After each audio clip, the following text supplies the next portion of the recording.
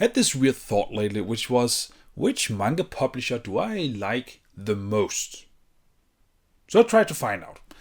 Hello everyone, this is my name is Daidarius, and welcome to me trying to figure out which manga publisher I enjoy the most. If you look on the market share in my collection. Now, before starting this video, I think it's a good idea to have some kind of baseline. And I actually went ahead and searched online to see is there any public available information on the general market share from publishers in the, let's say, US market. And I found one source. I'm gonna link the source below.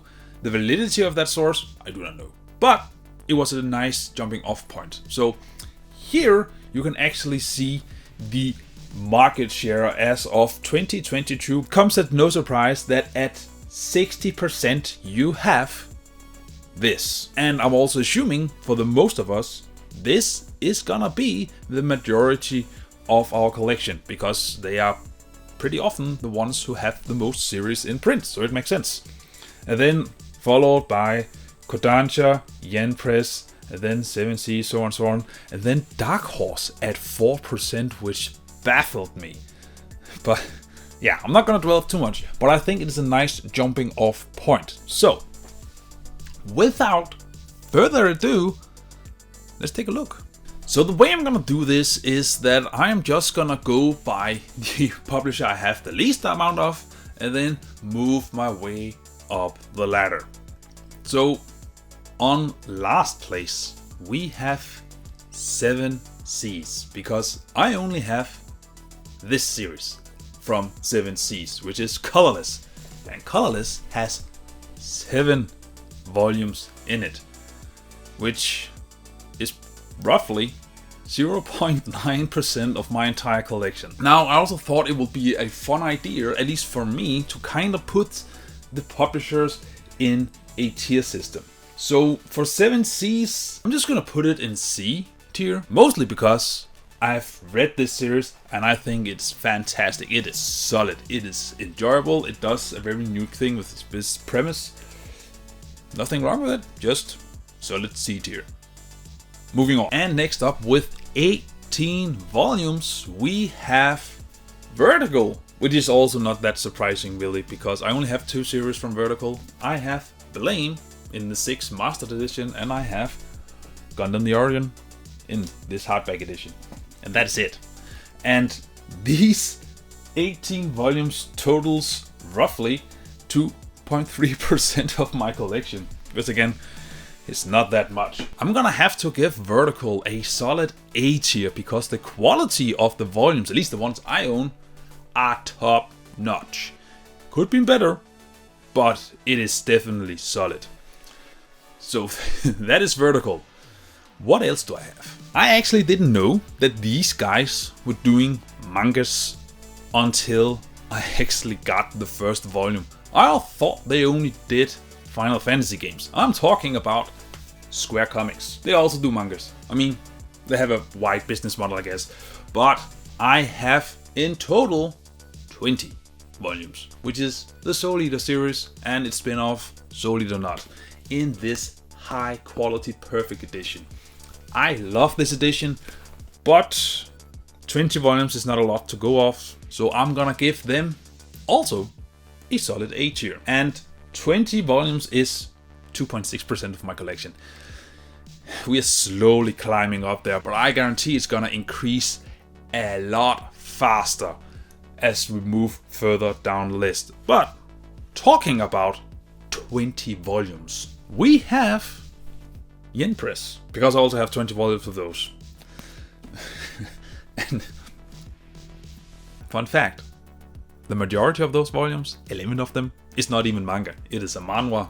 It is Solo Leveling, but I have always counted Solo Leveling as part of my manga collection because they are kind of similar in drawing style and such. But yes, Yen Press. I know Ubelblad is gonna get a deluxe edition because I've already mentioned that, but the fact that they just released this entire series and then never hit the reprint button, and they did the same thing with Sundome, which was a series I had to chase down, I'm gonna give Yen Press a C tier. But if they're gonna make more deluxe editions, I might consider bumping them up a bit. Alright, next one. And next up we have one of my favorite publishers in my collection, and that is Dark Horse. The reason why they are one of my favorite collectors publishers is because they make these deluxe editions. I love deluxe editions. It's also the reason why I don't have a lot of these guys. I have 34 volumes that are from Dark Horse. So 34 volumes is roughly 4.4% of my collection.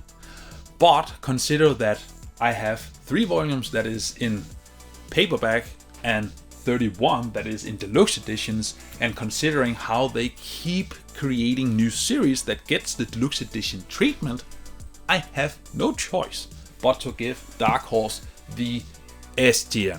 Alright, on to the next one.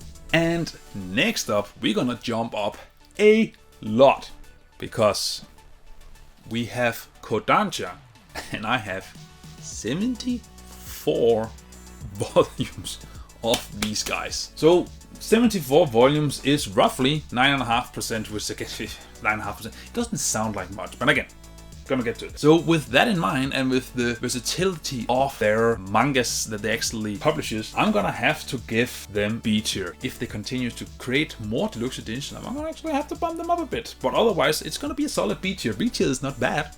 It's just mid, and mid is not bad. It's just right there in the middle. It's a-okay. We enjoy it. We like it. We appreciate it. B tier. And for all of my Scandinavian and German friends, you're gonna know this publisher by heart. I am talking about Carlsen. So this is my Danish manga. Back in the day, Carlsen, the Danish division, actually translated and published manga, and then they just forgot to advertise it, so you couldn't get enough readers, so they discontinued it in 2010, at least in Denmark. They didn't discontinue it in the other countries. But I was actively collecting back then, and I have in my collection 218 of these guys. That means One Piece, Naruto, Yu-Gi-Oh!, Dragon Ball, a lot. And 218 volumes amounts to 28.1%, which is a lot of my collection in discontinued manga. Considering that at least the Danish versions are discontinued, out of print, never gonna get a new release ever, at least not from Carlsen, I'm gonna have to give them a D tier. It's just how it is. At first place, of course, we have Viz. I mean, who else would have been? Of course it's Viz. I have 386 volumes from Viz. That is 49.7% of my collection. They have the majority market share. There's not much to say about Viz. Viz is probably the most diverse publishers out there, at least of what I have seen. They publish a shit ton of series. They have very many different kinds of releases. They have special tune ones, they have singles, they have upcoming deluxe editions, they have smaller perfect editions, so to speak, like with Full Metal Alchemist. They have everything. It also means they are smack in the middle, so I'm gonna have to give this a B tier. They have everything, but they doesn't really become experts in a niche, like, at least for me, Dark Horse does with the deluxe edition. Or some people probably say there are different publishers that have more unique series. They don't really see that type of series in other places. But that means that this is the pie chart of my collection, and it's not quite the same as the main one, the public one, but there are some similarities in there. That's all fine and dandy. That's just the publisher, right? But I actually took this one step further. Since we are looking at market share, you could do market share by a lot of things. You could do market share by editions. I didn't calculate that because I think it's a bit boring, but you can do that. But you can also do it by demographic, or what we usually mistake as a genre. You have your shonen, you have your shoto, you have your seinen, your ecchi, and so on and so forth. Now, technically, these are not genres, even though that we use them as genres. They are demographic, which means what are the target audience. I actually went ahead and tried to figure out what are they. At 4th place, because I only have 4 series, I only have 4 demographics in my collection, we have ecchi, which I only have 8 of. And I only have 1 series of ecchi, which is Sundume. But in 3rd place, we have Undefined. Yeah. Some series you just can't really define what they are. For example, Solo Leveling. What is it? It is a manhwa. It is a webtoon. It doesn't really have a demographic, does it? Some would be inclined to call it shoujo. Well, shoujo, shonen. But there's also a lot of gore in that, so it could be a seinen. But it is not really in there. And on 2nd place, we have, it's a no-brainer, we have seinen. I have 143 volumes, seinen volumes. What? 143? Now, if I actually had JoJo's Part 7, technically that would be a seinen, because it is released in a seinen manga. Or seinen magazine. But nevertheless, I have, of course, Berserk. I have all of Naoki Urasawa. All of his series that I have is seinen, apparently. Blade of the Immortal, Trigon Maximum. Trigon here is actually a shonen, because it was released in a shonen magazine, but Trigon Maximum was released in a seinen magazine. So there is that split.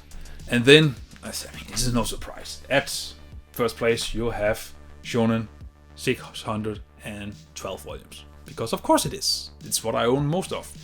And again, you can see here the pie chart, which is just like stupidly amount. But it actually brought with it an interesting point, which is the one I'm gonna end on. And that is, what is my favorite demographic mangas? It's actually seinen. So how come I only have 18% in my collection of seinen and then 79 of shonen? You see, seinen is the most fulfilling demographic for me, because it often dives into deeper, more heavy themes and subjects. It's also often more darker, but you also often need to really be in the mood to consume them. Whereas shonen is more like the popcorn movie genre, right?